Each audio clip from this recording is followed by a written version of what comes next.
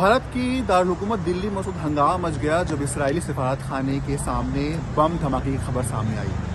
دراصل 5:45 پر دلی پولیس کو کال جاتی ہے کہ اسرائیلی سفارت خانہ جو کہ پرتھوی راج اور اورنگزیب روڈ کے وسط میں واقع ہے، وہاں اس کے پشت پر ایک بم دھماکہ ہوا اور دھواں دکھنے کی تصویر بھی سامنے آئی۔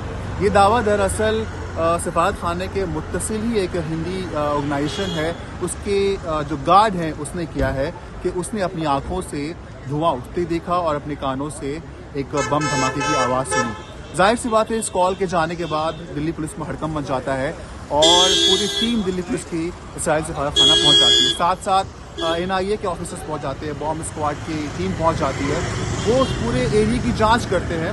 دلی پولیس نے جو ابتدائی جانچ کی ہے اس میں بتایا ہے کہ ابھی تک انہیں کوئی ایسا ایکسپلوسو مٹیریل برآمد نہیں ہوا ہے، لیکن اسرائیلی سفارت خانے کے سامنے اس طرح کے بم دھماکے کی خبر نے سیکیورٹی ایجنسی کے ہاتھ پیر پھلا دیے۔